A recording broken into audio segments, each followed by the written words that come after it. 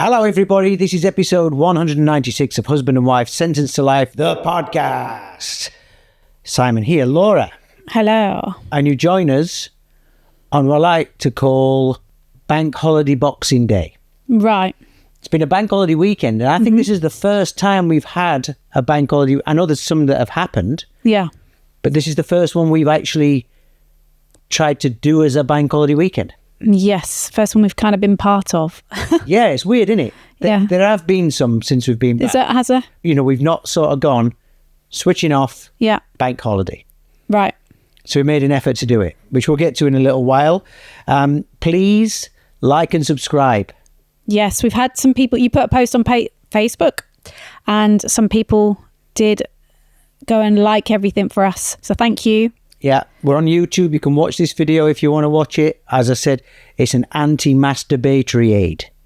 So if you watch us on YouTube, if you're feeling like, you remember in the olden days when people had to rid all these days, sexy thoughts, you've got to have them. Right. Everyone's talking about sex. Everyone's doing everything weird with every single gender. They're inventing new genders. There's all sorts going on. Okay. Right? But in the olden days, you had to suppress the thoughts from your mind. The church used to tell you how to get the thoughts out of your mind.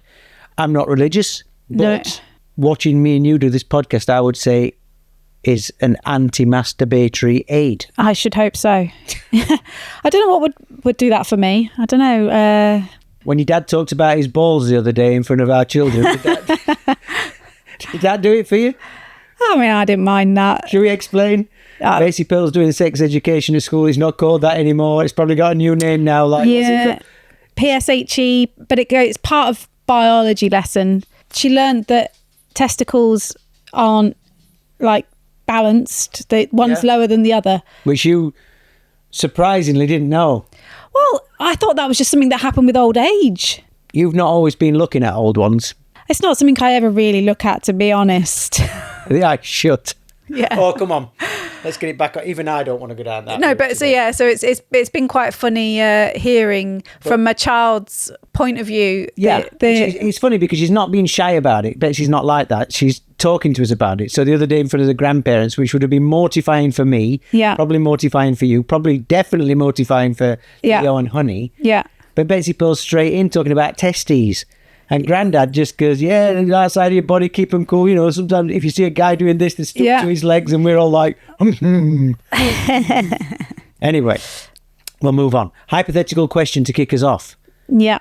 If there was a procedure, a medical procedure, painless, free, that made you forget all your exes, emphasis on the all your exes, like that. I was going to say ex, but all your exes, right? Yeah. And it was free, and it was like popping in for a prescription, would you do it? Let's say it's a tablet. Well, what were you thinking about that? No. What were you thinking? I don't know if I'd want to forget. No, it's not that. It's like, it's not that I want to think about any of them. It's just, it's what I was thinking was, are there other memories linked with it that... Perhaps. Like, I don't know, like school memories and fun ones like that. Would you want me to check it? Yeah, obviously. I love whenever we do a hypothetical question. What about you? Huh? What about you? Well, you know what's great for me? Yeah. Is I've got nature's medical procedure. Somebody was talking to me about a memory this weekend from 24 years ago. And I said, well, I have no memory of that, but I can't remember what my wife told me to do this morning. You know? Right. So there are certain... Memory's a funny thing, innit? It plays tricks on you. You remember things, but your memories aren't actually your memories. Your memories are what you've made your memories. You know, you've told yourself the story. Well, it's weird, isn't it? Because there's things that you remember, like from when you were 2 or 3, that you shouldn't remember. I don't remember anything. No, but then something, and I'll remember something, and my mum will say to me, but you can't remember that because you were so young then. But it's there somewhere. I've got a memory of there being snow outside. My dad will have been at work. My brother was a baby, so I might have been 4. Yeah. And my mum had sat my brother in the sink. We lived in a 2 up, 2 down. And I was in the backyard with my mum making a snowman. Yeah. And my brother, she'd sat him in the sink in the window to watch, which now sounds really dangerous.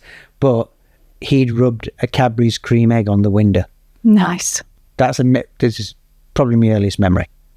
Yeah, I don't know what my earliest memory is, but I can remember my great granddad and being in their house and him smoking a pipe and the smell of his house and everything else. Yeah. And I think my mum said that I was a baby then. Yeah. But I can remember it. Madness. But then she'll tell me something from 10 years ago and, do you remember so-and-so from today? And I'll be like, nope. But back to the tablet. Yeah. I think I'd take it. Would you? Because, and this is no disrespect to some of my exes and a lot of disrespect to other ones. I'm not bothered anymore. I'm kind of like past the past, really. I'm glad you're not bothered. No, but you know what I mean? I'm not hanging on to anything. No, yeah, I'm not. They made the decisions. Fuck them. No, I'm only joking. No, I'm not gripping on to the past like that. I know some people do. You know, that's why some people get divorced on Facebook. You know, not for me.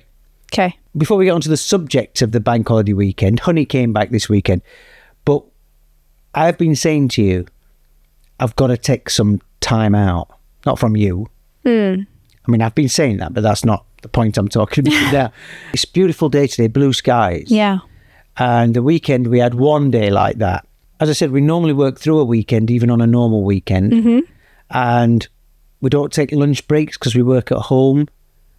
And I'm not struggling mentally. You know, like I'm not saying I'm really in a bad place, but I'm starting to think it would suit me to take an hour in the middle of the day. Yeah. Me and you, take the dog for a walk in the sun, go for a walk in the woods, break up the work a bit.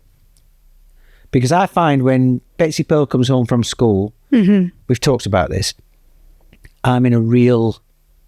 Because I've probably done 8-9 hours work. Well, I'm still doing it. It's interesting, isn't it? Because there is that big debate at the minute about whether, since COVID, people should go back to working in an office or not. And there's some people that are saying they want to be back in an office, but there's some people saying, well, no, you gave us that option of being remote, and now you're telling us we have to come back in. And they're saying there's so many positives about people working remotely, of, you know, like being able to go and pick their children up from school, go and watch their children's plays or whatever, you know, that side of it, but also working at your own pace. And I agree. I personally prefer working remotely. Well, the statistics say that young people, so post-grads, people in the 20s, whatever, they want to work in the office because they like the networking, they like being able to learn face-to-face from the superiors, the managers and things like that,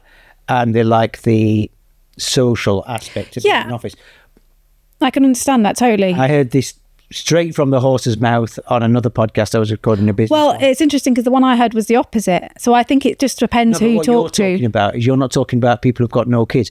If you're talking about people who live in a shared house, where if you've got a room in a shared house, which most people do when they first, especially down here in London, then... But I do know youngsters that would also prefer to work remotely. Yeah, but you can't work remotely. Like if you're in a shared house, you don't have like we've got an office. They don't have the space for that. So they want to go to work because their home environment's not conducive. However, people late 20s, 30s, 40s, where we are, I'm not in that bracket, 50s. It's important to me to be here when Betsy Pearl goes to school, when she comes home from school. Yeah. And I'm not a very good person in an office in that social environment anyway. And I can work faster when there's not the distractions. I mean, anyone who's ever worked with me knows how much I hate an office birthday. Yep. Any sort of office. I'm the same. Right? And I'm quite a sociable person when I want to be. All I'm thinking is, I'm not here to socialise with you people. You're paying me to do a job. So now here at home, I'm getting paid to do a job, and I do it faster than I did it at work. But you and I both did that when we worked in I mean, I've never worked in an office, but when I was a teacher, I obviously worked in a school, and I used to work through my breaks and my lunch breaks. I used to sit in my classroom and continue to work. But I did that so that I could then have more time again with the children. Yeah. So even when I was at a place of work, I still didn't use that time. And there were people that did. Don't get me wrong, you'd walk in the staff room and there'd people be chatting and like, you know, eating cakes together, and it just wasn't for me. But I've never taken lunch breaks or anything like that. And at home, we are just working, so we don't think about taking breaks. But you're right. But now I'm thinking, Yeah. first of all, it's a bit of exercise, which, you know, we're dieting, so I need the exercise. And secondly, it's, I think it'll be good for us. Mentally, yeah, for our mental health, I think. I'm already stressing today because today's like the first day back at work. Yeah. And I'm thinking, So we've lost today, yeah. And I'm losing today. But I just don't want to be stressed. When Becky's stressed home, she comes home and I'm at my worst.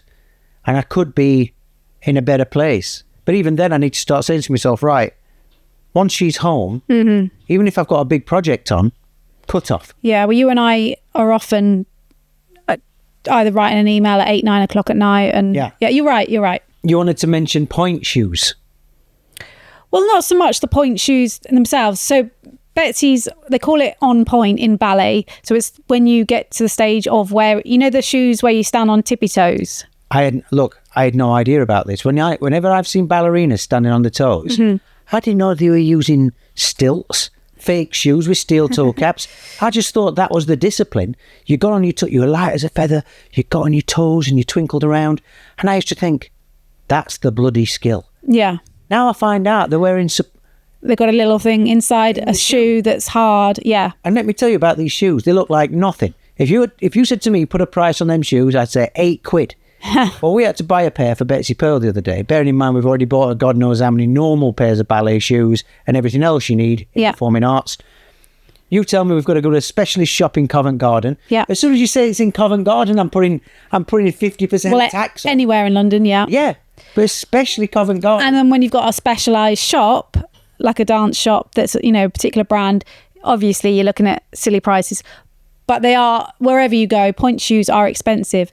Now, what I didn't realise is there are so many different pointe shoes and so many different styles for particular foot. So you're in there for a good half an hour or an hour getting it fitted to your foot. Fine, okay. But then you get to the end and they go, oh, here's the ribbons and the elastic. You have to sew these on. And I'm like, sorry, I've paid over £100 and you're telling me I have to sew the elastic on. Yeah, so it would be like buying ice skates. Yeah. And I'm giving you an Allen key, a bag of screws, the blades, the laces and bits of leather. Yeah, or a bicycle without the wheels. So I now have to do all that. They didn't show me how to do it. They just put it in your bag on your way. And I'm like, right. Now, then I go on the internet like you do to try and Google how to do it. Now I go on the actual brand that the shoes are, because they're a specific dance brand, do that. Their YouTube video is different to their pictures. Yeah. Their step-by-step pictures. So I'm like, okay, what do I follow here? Then I look at loads of different other ones. Everybody tells you to do it a different way. So I'm like, oh my gosh. This was a stress in our lives for there was about a 2-3 week run up where you kept saying, I must do them shoes. I must do them shoes. And normally in our house, it's me that does the sewing. But I'm not about to start sewing £100 shoes. Well, no, and I don't mind sewing. I can sew, you know, basics, but I was so scared about doing it for that reason, because once you've made a mistake, it's like they're ruined. And you did. Several times you had to pick the stitches out. Not your fault. Yeah. Because it's so bloody tricky. So I thought, do you know what? I'd rather pay 10, 20 quid. And you know, in Dubai, you can pay somebody to do everything. You know, you can get everything done. But I thought here, same thing. You know, we're in London. There's going to be loads of people that have done ballet. I'm sure there's somebody that sews pointe shoes. So I put it on our street WhatsApp group, which we've mentioned before. Yeah. By the way, whatever you put on there, you'll get 15 replies. Yeah. Annoying. Even if you said, I need a strimmer for me bush. Right? Yeah. You'd get 15 replies of people saying, sorry, I don't have a strimmer. Sorry, I don't have one yet. And then you get someone saying, I've got a strimmer, but it's probably not what you need. Or I'll be in at 4 o'clock this afternoon, so will that suit you? And then back and forth. There is never a message on there that you don't get 15 replies to. No. You put a message on there. Is anybody any good at sewing that could help us sew these pointe shoes? Tumbleweed. Just nothing. And I'm like... That's why we're moving out. Okay. So not even, you know, oh, I can help show you how to do it. Nothing. So then I put it on the Muswell Hill group. You know, posh area, again, I'm thinking Every kid up ballet, there's yeah. got ballet. If they're not playing a bleeding cello, they're doing ballet. Then all these women my age, no, your daughter has to do it herself. And I'm like, yeah, that's not happening. It's part of the ritual. Is it fucking up £100 And I'm like, shoes? I'm not having an 11-year-old that's never sewn before doing the shoes, and I'm not a very good sewer. So I just wondered if there's anybody that does it. Well, each one's personal to the foot. Now that's fine, because when someone gets a wedding dress fitted, they have to go and get fitted for it. It's not like the seamstress just goes and sews it. They have to get fitted for it. So I expected to have to take her to go and get fitted, but no. Every single person that wrote a message was like rude in that, rather than just saying, oh yeah, I could show you how to do it, or there's somebody. Isn't it the strangest thing? Because we asked a friend of ours, another parent at the school, who's a ballet dancer. Yeah. Right? That was her. She's been a ballet dancer through her life. Yeah. And I'm like, well, just ask her. She'll be able to do it. No, she did offer. But the way she said it, it was almost like it's a thing that you're not allowed to do. It's almost like oh no, you've got to do your own shoes. No, and she said the same thing. I did my own, and but she did offer to like try and do it for us. You know what they should have? They should have dummy shoes. I just don't know why the shop doesn't do it there and then for you, like when they're fitting them. Or, like I'm amazed there's not somebody that specialises in this. But there was a guy that commented, and he was like, oh, there's a lady that's like so-and-so repairs. And then that started a war. Well, it's not repairs, is it? It's da-da-da-da-da. Listen. And it's just like... I think we should stop. Yeah, sorry. I'll tell you why we should stop. It's supposed to be relatable. £100 ballet shoes, I don't think it's relatable. Well, it is. I told the story. No, but it is. It is relatable in that plenty of people have had to go... No, listen, the bits that are relatable are spending money as a parent, people being useless on WhatsApp and Facebook. Yeah, but a lot of kids then do like dance classes. Yeah. Regardless of whether you're at performing arts school or not. No joke. If a few years ago you would have said to me, oh, we need to buy £100 shoes for Betsy to continue on ballet, I'd have been like, she's not going to be a ballet dancer. For instance, if she needed her school skirt taken in, I'd rather ask someone who's a professional than do it myself. Yeah. To me, it's the same thing. But anyway. I'll turn trousers up. That's about as far as I go with a kid. I can do curtains. Right, let's move on to London. So we're going to have to be quick now because we talked so long about bloody ballet shoes. We've had a weekend off. Yeah. Honey's been home from university for the weekend, which was actually been quite nice. She's been on form. She didn't come home. She's got a few things going on, but she didn't come home like mega down in dumps and everything. She's done stuff with us, which was really good. Yeah. However, she's arriving Saturday morning. And the first thing you said to me on Saturday morning is, I've been offered free Peter Kay tickets. Yeah. We are both massive fans of Peter Kay. Yeah. I've seen him 2 or 3 times in the past live when he was at his height 20 odd years ago. I should probably mention that the people that were meant to be going, the person's unwell. So she was in hospital, and she asked if anybody wanted It wasn't a blag. Yeah, yes, she asked if anybody wanted the tickets, but then obviously we're a lot closer to the venue because we're in London. And I said, look, if you can't get rid of them, then we'll happily take them from you. Now, I want to say here, the minute you said we've been offered free tickets, oh no, we were going to buy, we did offer to buy them, by the way, we did offer to pay, but we ended up getting them for free. But even then, in that instant, my dad calculations began of, they're not really free though, are they? Because I'm thinking, well, we've got to get there. We're going to be buying drinks. We're going to be buying food. I wanted a cheap weekend, like bank holiday weekend. Don't want to spend any money. Honey's coming, but that don't mean we have to do anything. While I'm thinking about how much that's going to cost me, you and the girls are buying theatre tickets for them to go out because we're going out. Yeah. So these free Peter Kay tickets, I worked it out, much to your astonishment, I think. Those free Peter Kay tickets ended up costing me 250 quid. Which is... I reckon probably more by the time... No, well, I mean, I don't want to over-egg it. It was more by the end. It was over £300. And if I'd have said to you that morning, I don't fancy going, I'd have still spent things on food and things like that with the girls, but I would have been probably 250 quid better off if I'd not gone. That's mad, isn't it? No, it is. That's London. And by the way, that's not extravagant expenses. We went and bought cheap knockoff M&Ms for the girls to take to the theatre. Yeah. They went to see Wicked from bloody Aldi. Yeah. You know what I mean? It's not like we bought them sweets in there. No, it's crazy how much things cost in London. It was our first time in the O2. Yeah. And we were very excited. The journey there was interesting because first of all, there were Arsenal fans on the first train. They were like the appetizer of wanker football fans. Well, I've never been a great Arsenal fan myself. To me, it's not about the team. It's about the fact that they were banging the roof and singing songs. Singing songs about Tottenham. So I'm like, oh, they've played Tottenham today. Yeah. So obviously they're rivals. They're not even played Tottenham. They were just hate them. Just hate them, yeah. They didn't seem like they'd be too much trouble. There were a bunch of drunk lads singing. There were a couple of dads with the kids. A Japanese couple and a couple from some blokes from Pakistan who were all Arsenal fans, and they were having a conversation about it, but still banging roof and singing. Fine. We get on the second train, which I think was the Jubilee line or the Elizabeth, whichever one it is that takes you to the O2. Yeah. We're in one carriage. In the carriage in front of us, Millwall fans. Millwall. And let me tell you, it was like feeding time at zoo. Screaming their heads off. You could hear glass getting battered. Well, the Millwall fans do have a reputation, don't they? Yes, they do. And they lived up to it. Just very quickly on the gig. It was a very unusual gig. I don't think we should say too much because... We won't talk about it. I know a lot of people still going. Peter Kay looks nothing like Peter Kay anymore. I know, our mouths dropped when he came on stage. Took me 20 minutes of the concert to get used to him being... He didn't sound like Peter Kay. He's lost half his body weight. Yeah. His face is like... He's aged about...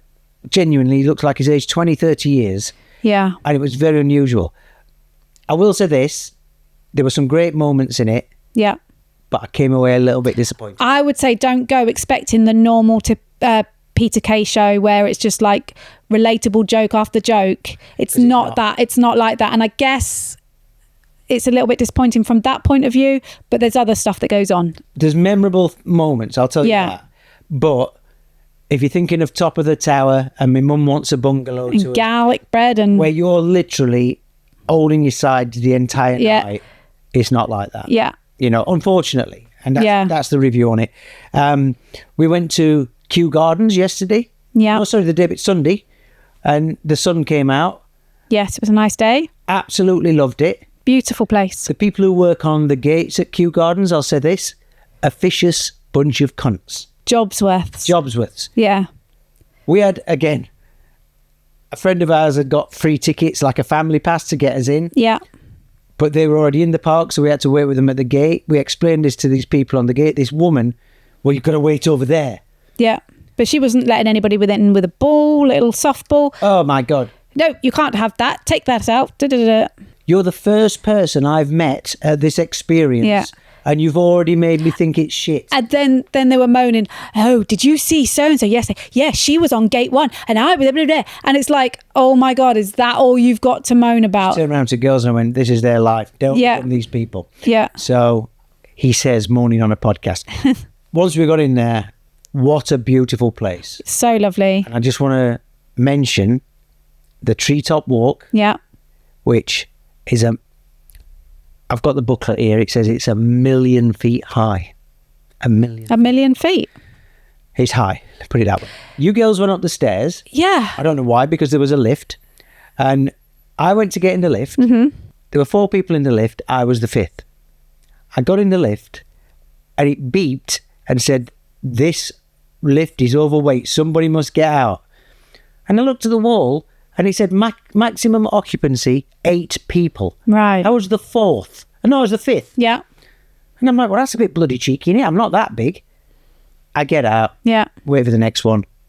I get in. 3 more people get in. A lady gets in she's like you. She's small, thin. She sets the alarm off. So I'm like, thank you. The lift wasn't fat shaming it. Yeah. The Treetop Walk, we look like a right bunch of pussies. I'm not normally scared of heights. We were gripping on the whole way round. There's people walking round, and there were some chunky people, by the way. But it's that metal grating. It's when you can see through. But then when you walk and it's bouncing, and then I was just like, I think from the moment we started it, my legs started to freeze, and that was it. I just couldn't. I'm holding on. But I was proud of myself for doing it. Yeah, I was proud of you. I've got a load of pictures from it. I've not put them on yet. So that was Kew Gardens. I loved it. I was looking at how much membership is because I'm thinking I might get one because it's a place I could go back to regularly. I liked that bit of town next to Thames. Yeah. Couple of reviews to finish up. Okay. Right. Baby Reindeer has been talked about to death. It has. We finished it. Yeah. What's your opinion? I thought it was really good. I thought it was very brave of, is his name Richard Gadd? Richard Gadd. Yeah, I thought it was really, really brave of him. And I think both he and the lady that played the stalker, I thought they were both absolutely brilliant. I'd imagine they're both going to be up for awards for it. I think what is so good is that he tells his downfalls as well, in that he doesn't just make out that it's all about her stalking him and other things that go on without spoiling it if you've not seen it yet, but he's honest. He says the mistakes that he makes, and you know he does a couple of grim things. The fact that he's so honest, I think, makes the program not more believable, because it is believable. My advice for this program would be like, what was that other thing called that we watched one day that everybody was addicted to? Was it called One Day? Yeah. The first God knows how many episodes, you're like, oh, this is annoying. Oh, this is annoying. And then the payoff comes. And it's probably, I mean, that one, you had to watch 9 episodes before you got anywhere near. It was annoying for 9 episodes for me. I found probably the first half of Baby Reindeer, the series, annoying because he kept making stupid bloody mistakes. Oh, so I didn't find it annoying. That you wouldn't do. You know when you see that in TV, but he actually did these things, and I'm like, well, he's a fucking idiot. I'm not saying he's asking for it, but he did stupid things. And but then I think it becomes clear why he didn't do a lot of the things, and even in the end, like in the program, it has a different outcome to what actually happened in real life, because he actually did feel sorry for her in a weird way. Look, worth watching. With the other one day I would say you got to watch a lot of telly before you get to the thing. Yeah. With this one, it's still worth watching. I think we've talked about it too much because everyone's bloody watched it anyway. The other one I want to mention quickly is Avoidance. We've just finished the second series. It's Ramesh Ranganathan. He's written it. Oh, I thought Jessica... No, she wrote that episode. Jessica Knappett plays his wife. She's brilliant. I loved her. She's in Betweeners. She was on Taskmaster. I think she's dead funny anyway. Well, it's funny because I think I like her, but then there's some things I've seen her and I've not thought she was that great, but I think she's good in this. I think she's a real talent, and obviously Ramesh is brilliant, but the part Ramesh plays in this... Well, even Ramesh, I think they've both improved from the first series. I think their acting skills have improved. It's really sweet. It's really obvious. I'll say that. You can see what's coming a mile off. But it's really nice telly. Yeah, it's an easy watch. Yeah. It's an easy watch, and it's one you can sit down with the family. They're quick episodes, but yeah, and I would say the second series actually is better. I think we're going to have to leave it there because we've had loads of house viewings over the weekend, haven't we? And there's more people coming in 7 minutes. Yeah. And I've got to put all this gear away so you don't look like fucking lunatics. Microphones and tripods and stuff. Don't forget to like and subscribe. Please watch us on YouTube. All the links are everything we talk about, and the links to our socials are all in the description of the podcast or the description on YouTube. Give us a follow. Yes, please. And that's episode 196. We'll see you next time. Bye.